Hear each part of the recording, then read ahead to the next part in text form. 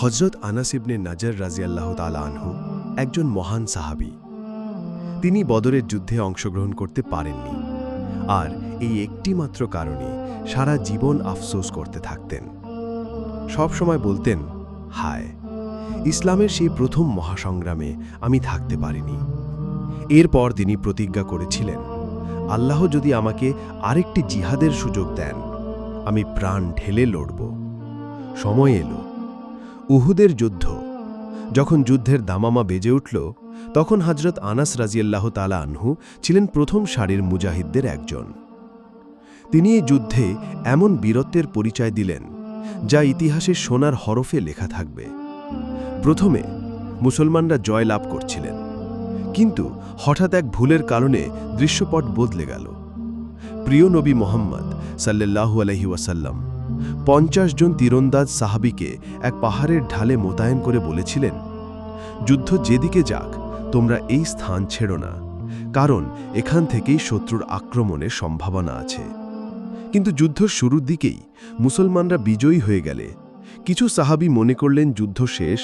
তারা সেই নির্ধারিত স্থান ত্যাগ করে গানিমাতের মাল সংগ্রহে দৌড় দিলেন।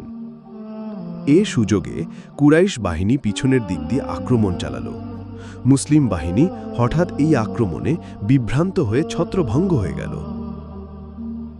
ঠিক তখন হযরত আনাস রাদিয়াল্লাহু তাআলা আনহু সামনে থেকে সাদ ইবনে মুয়াজ রাদিয়াল্লাহু তাআলা আনহুকে আসতে দেখলেন। তিনি জিজ্ঞেস করলেন, হে সাদ, তুমি কোথায় যাচ্ছ?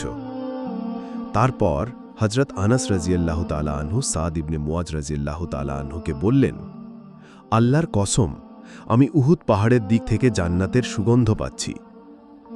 এই কথা বলেই তিনি নিজের তরবারি উঁচিয়ে কাফেরদের ধীরে ঢুকে পড়লেন। একাই নির্ভয়ে সর্বশক্তি দিয়ে লড়লেন, আর শহীদ হয়ে গেলেন আল্লাহর রাহে। যুদ্ধ শেষে তার দেহ পাওয়া গেল। চেহারা চেনা যাচ্ছিল না।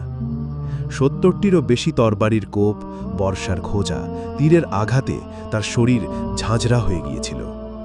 শুধু তার বোন তার একটি আঙুল দেখে চিনতে পারলেন, এটাই ছিল তার পরিচয়ের শেষ চিহ্ন। কি কঠিন ভালোবাসা ছিল সাহাবীদের ইসলামের প্রতি। তারা নিজের জীবন, রক্ত, আত্মা সবকিছু বিলিয়ে দিতে প্রস্তুত ছিলেন ইসলামের জন্য। এক মুহূর্তের জন্য পিছপা হননি, কারণ তাদের চোখ ছিল জান্নাত, তাদের অন্তরে ছিল আল্লাহর ভয় আর ভালোবাসা।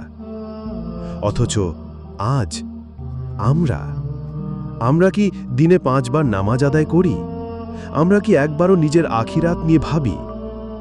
দিন যাচ্ছে দুনিয়ার পেছনে ছুটতে ছুটতে। জমি, বাড়ি, টাকা, গাড়ি এসব নিয়ে ব্যস্ত আমরা। কিন্তু যে ঠিকানাটা চিরস্থায়ী, আখিরাত, তার জন্য কি এক মুহূর্তও চিন্তা করি? ভিডিও শেষে আপনাদের জন্য একটি প্রশ্ন। কেন হযরত মুহাম্মদ সাল্লাল্লাহু আলাইহি ওয়াসাল্লামের সময়ই সাহাবী ছিল, এখন কেন কোনো সাহাবী নেই? উত্তর জানা থাকলে কমেন্টে বলে যাবেন। পরের ভিডিওর শুরুতে আমরা এই প্রশ্নের উত্তর জানাব। ফি আমানিল্লাহ।